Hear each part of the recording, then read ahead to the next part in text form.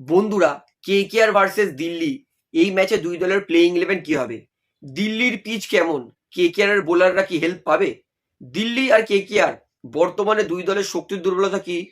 এই ম্যাচটা জিততে গেলে কেকেআর কে কি করতে হবে? সমস্তটা কিন্তু পুরো ডিটেলস নিয়ে আপনাদের জানাবো। তাই বলতেই পারি ভিডিওটা গুরুত্বপূর্ণ হবে, শেষ পর্যন্ত দেখবেন। এবং যারা যারা নতুন আছেন সকলকে একটাই অনুরোধ করে রাখবো, যেহেতু এখানে আপনারা ক্লাস সমস্ত রকম আপডেটস পেয়ে যাবেন, তারা অবশ্যই পাবলিক ভিউ কলকাতা চ্যানেলটিকে সাবস্ক্রাইব করে বেল আইকন প্রেস করে অল করে রাখবেন। তাহলে বন্ধুরা, সবার প্রথমে বলি, দিল্লি ভার্সেস কেকেআর এই ম্যাচটা খেলা হবে 8ই মে, অর্থাৎ সামনের শুক্রবার দিন সন্ধ্যে 7:30 থেকে দিল্লির হোম গ্রাউন্ড অরুণ জেটলি স্টেডিয়ামে। দিল্লির পিচ কেমন? কেকেআর এর বোলাররা কি হেল্প পাবে?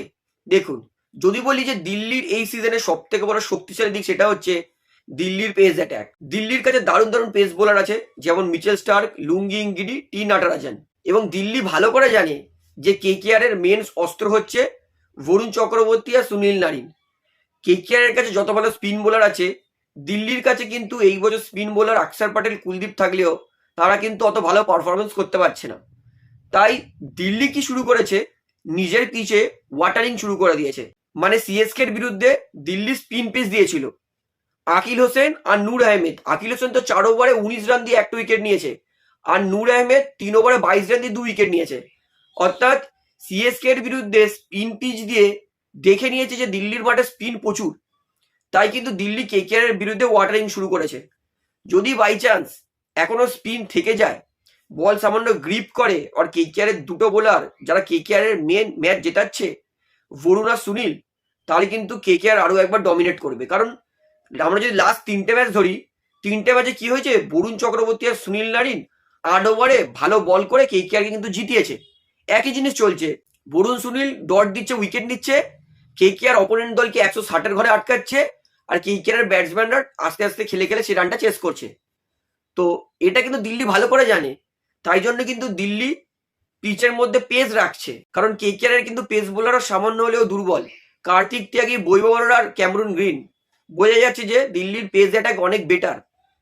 আর যদি ধরি যে দিল্লির ব্যাটিং, দিল্লির কিন্তু 3টে ব্যাটসম্যান এই মুহূর্তে ভালো ফর্মে আছে। একটা হচ্ছে কে এল রাহুল, নীতিশ রানা আর ট্রিস্টান স্টাবস। আর যদি কেকেআর এর ধরি, কেকেআর এর ভালো ফর্ম বলতে রিঙ্কু সিং, ক্যামেরুন গ্রিন আর অঙ্কিত রঘুবংশী।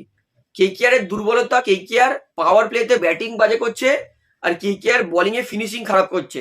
তাছাড়া কিন্তু কেকেআরও ভালো দল, দিল্লি স্ট্রাগল করছে। দিল্লি বিগত 5 ম্যাচের মধ্যে একটাতে জিতেছে, আর উল্টে কেকেআর বিগত 3টের মধ্যে 3টেই জিতেছে। তাই কেকেআর যদি এই ম্যাচটা জিততে পারে, তাহলে কিন্তু কেকেআর পয়েন্টস টেবিলে 10 ম্যাচে 9 পয়েন্ট নিয়ে কেকেআর কিন্তু 6 নম্বরে চলে যাবে।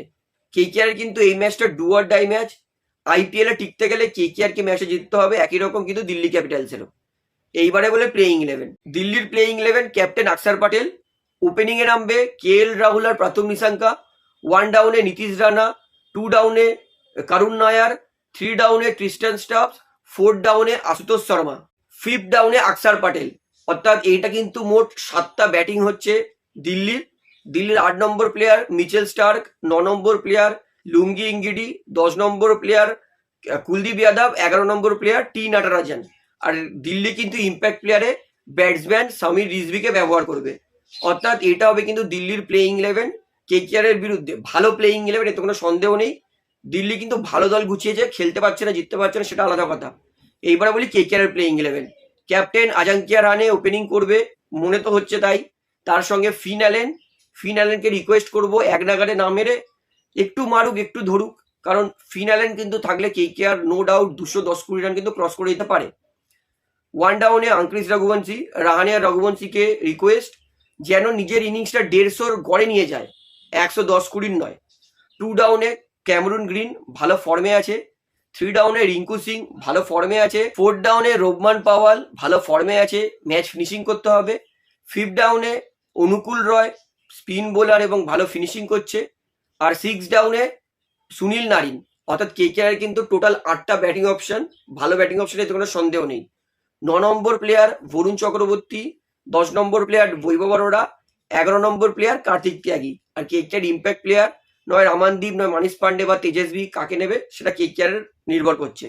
তো এটা হচ্ছে কেকেআর এর প্লেইং ইলেভেন, যথেষ্ট ভালো প্লেইং ইলেভেন। তো আরও একবার বলছি, কেকেআর যদি দিল্লির পিচ থেকে সামান্য স্পিন পায়, তাহলে কিন্তু এই ম্যাচটা কেকেআর জিততে পারে। মিডল ওভারে এসে স্পিন বোলার বরুণ চক্রবর্তী আর সুনীল নারিন ডট দিয়েছে, উইকেট নিয়েছে, কেকেআর অপোনেন্ট টিমকে 160-এর ঘরে আটকেছে, কেকেআর কিন্তু ঠুকে ঠুকে ম্যাচ জিতেছে। অর্থাৎ বিগত 3টে ম্যাচ কিন্তু কেকেআর এই প্যাটার্নেই জিতেছে। তো দেখা যাক কেকেআর দিল্লির বিরুদ্ধে এই প্যাটার্নে জিততে পারে কিনা। যদি সামান্য স্পিন পায় তাহলে কিন্তু অবশ্যই কেকেআর ফেভারিট বা জিততে পারে বলে আমি মনে করি। তো দুই দলের প্লেইং 11 শক্তি দুর্বলতা কি সমস্তটা আপনাদের দেখিয়ে দিলাম। তো আপনার কি মনে হয় কেকেআর না দিল্লি, কোন দল এই ম্যাচটা জিতবে আমাকে কমেন্টে জানাবেন। তো ভিডিওটা এখানে শেষ করছি, আশা করি ভালো লাগলে। তো ভিডিওটি ভালো লাগলে অবশ্যই লাইক করুন, কমেন্ট করুন, শেয়ার করুন এবং চ্যানেল ধরেন সবাইকে অ্যাক্টিভ করে রাখবো। যেহেতু এখানে আপনারা খেলার সমস্ত রকম আপডেটস পেয়ে যাবেন, তারা অবশ্যই পাবলিক ভিউ কলকাতা চ্যানেলটিকে সাবস্ক্রাইব করে বেল আইকন প্রেস করে অল করে রাখবেন। ধন্যবাদ।